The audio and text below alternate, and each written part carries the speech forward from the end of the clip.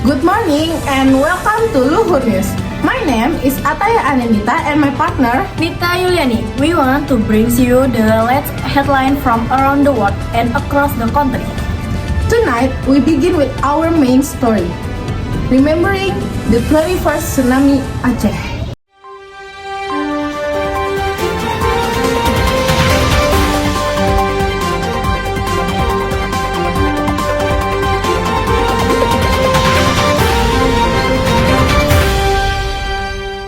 On 26 December 2004 at 7:58.53 local time, a massive undersea earthquake struck off the coast of northern Sumatra. The quake measured at magnitude 9.1 to 9.3 occurred along the Sunda Megathrust Fault, where the Indian plate subducts beneath the Burma plate. The rupture propagated along an exceedingly long fault length. Some sources say up to 1,300 kilometers of fault in line displacement. With minutes, the sudden seafloor displaced massive volumes of water, generating a series of tsunami waves that raced outward across the Indian Ocean at the speed of 8,000 km per hour in deep water. Because the epicenter was relatively close to the north coast of Sumatra, particularly Aceh province, the wave arrived at the South Aceh very quickly, within approximately 15 to 30 minutes. The tsunami struck with little warning, as no functioning Indian Ocean tsunami warning system existed at the time. Coastal communities had little or no time to react. The scale of destruction in Aceh was catastrophic, with entire villages wiped away, infrastructure demolished, and tens of thousands of lives lost almost instantly.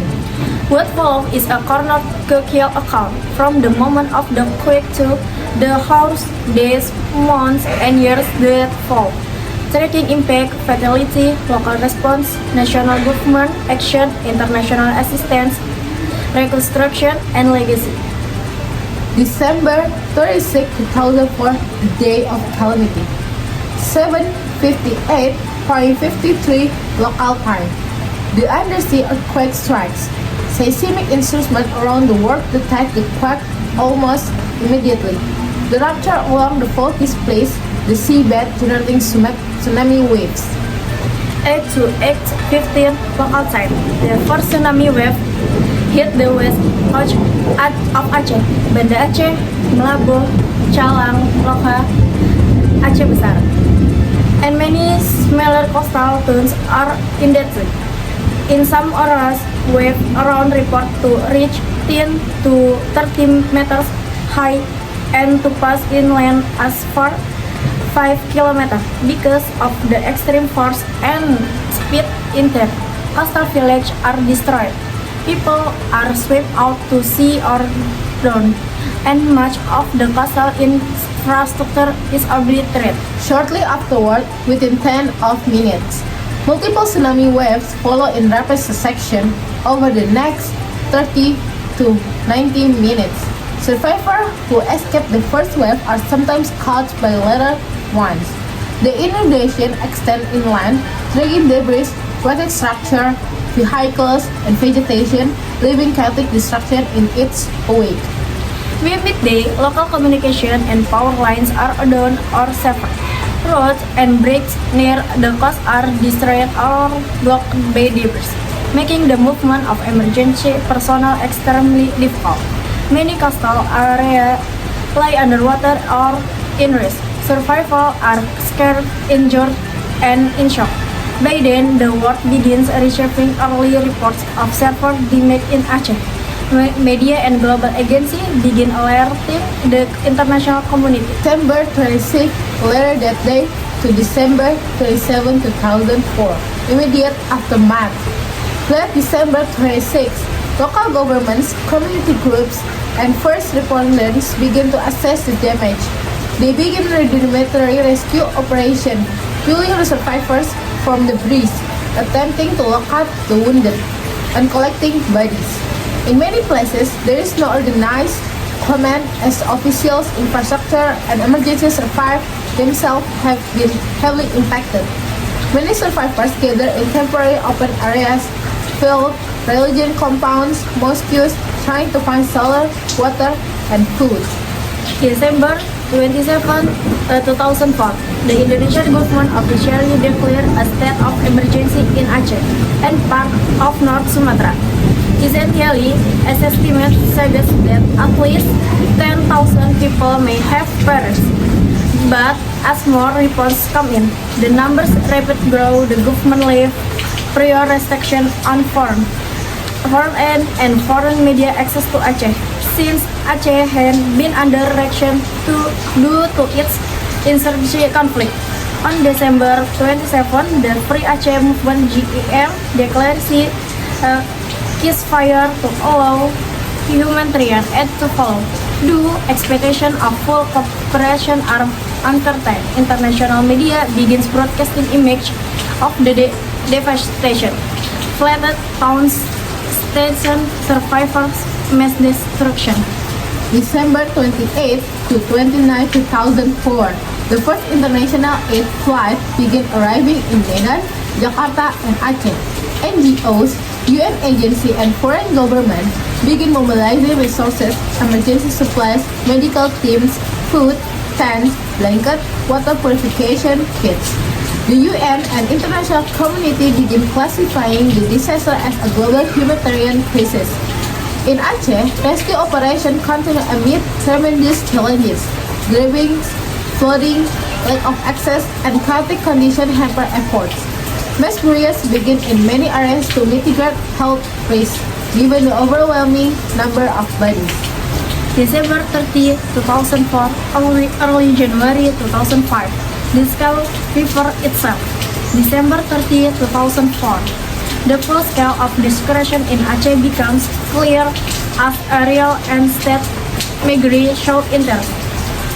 Towns wave of the map include Kecalang, where 90% of structure way have been destroyed. Officials report that in Indonesia alone, the death toll has exceeded 18,000. The community remains severely disturbed, but aid convoys begin forming. January 1, 2005, the Indonesian government and international bodies revised the death toll upward. Over 100,000 casualties in Indonesia are now considered probable. Governments and donors pledged more than $1 billion in emergency assistance.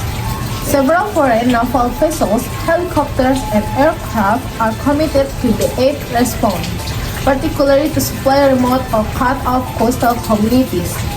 The US, Australia, Japan, and other nations send ships and aircraft to assist in search, rescue, and relief. Local groups, religious organizations, community clusters, volunteer networks mobilize to assist survivors, distribute food, water, and help find missing persons. January 2 to 5, 2005, aid reaches more remote towns such as Malabo and Lem. Some only reachable of helicopter or boats due to desperate roads.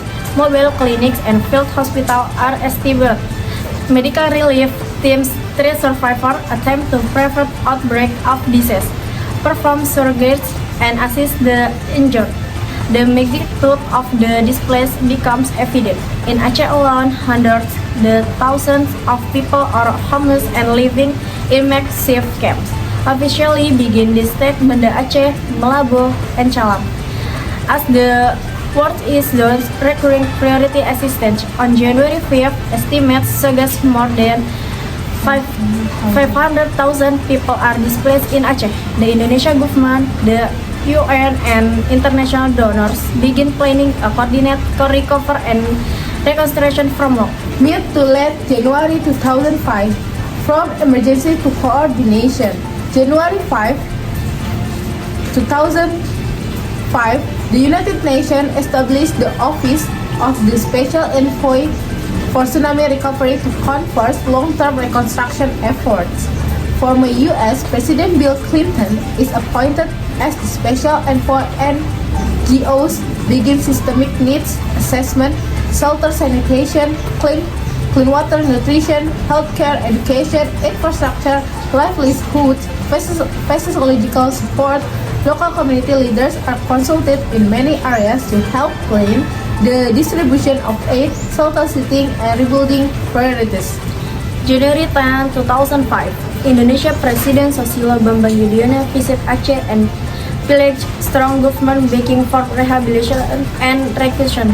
Media coverage bring global attention to the continued humanitarian crisis, showing image of survival in tents, children without parents, and devastated infrastructure. Mid-late January 2005. First, official death toll announcements. Some estimates United Nations government academic whose total higher considering many missing presumed dead. In Aceh province alone, many sources report more than 128,000 confirmed deaths plus tens of thousands missing. Second, disputes over exact number emerged because of disrupted records, destroyed registers, mass burials, and missing persons. Third, humanitarian operations scale up, camps expand, sanitation system, latrines, waste disposal are installed, clean water system are established or restored. Fourth, physically support program begin, counseling, trauma support, especially for children who lost parents. Fifth, the search of survivors and bodies continue, though chances of finding survivors dwindle with time.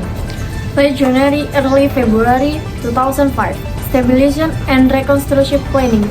January 24, 2005, a magnitude 6.2 aftershock hits North Sumatra, causing panic but no large tsunami. This event underscores the ongoing seismic risk in the region. The confirmed death toll in Indonesia at the point is strangled killed sit as 2016 7.540 that are missing. At agencies increasing focus from immediate rescue to stabilization, long-term shelter, rebuilding, restoring governments and service. February to March 2005. Government and donors begin discussion coordinated reconstruction frameworks. Indonesian Ministry of Planning with the World Bank, IMF, and ADB undertakes a preliminary damage and needs assessment, estimating reconstruction costs of 4 to 5 billion US dollar over the following years. The Indonesian government set up Joint Disaster Management Center in cooperation with UN agency based at the Vice President's Office to coordinate relief and reconstruction efforts. Many NGOs begin multi-year programs rebuilding homes, restoring schools, water, sanitation, health, livelihoods, fishing fleets, agriculture, and small businesses. The best emerged about Build Back Better, using the opportunity to rebuild in more disaster-resilient ways, and higher elevation zones, buffer zones, stronger codes. April to August 2005, institutionalizing reconstruction, peace process, and local effort. April 2005, the Indonesia government established BRR, Badan Rehabilitas and Rekonstruksi Aceh and Nias, the Rehabilitation and Reconstruction Agency for Aceh and Nias. The oversee and coordinate long-term recovery. Over 120,000 temporary shelters have already been built. As distribution becomes more systematic, infrastructure cleanup begins in earnest, clearing debris, opening road access, restoring electric, water, and telecommunication. Many affected communities begin to rebuild homes, often aided by NGOs and donor funds, to in many cases only rudimentary structure initially. The international donor community pulls certain funds into MACMI, like the Multi-Donor Fund for Aceh and Nias (MDF), often administered to the World Bank. August 15, 2005, a landmark peace agreement is signed in Helsinki, Finland between the Indonesia Central Government and the Free Aceh Movement, or GAM. The agreement ends about 30 years of conflict in Aceh. The tsunami disaster had created a strong impetus for peace. Both parties agreed to disarmament, a lifting of martial law, and greater autonomy for Aceh. This peace agreement allows reconstruction to process more smoothly, as conflict no longer impedes access or causes disruption. Late 2005, end of year, reconstruction of public facility, school, hospital, bridge, local government building progress. Housing reconstruction continues. Many thousands of permanent houses are under construction. Community involvement is prioritized in many projects to align rebuilding with local needs and local capacity. Efforts are made to restore living halls, resuing fishing boats, restoring agricultural land, helping people restart business.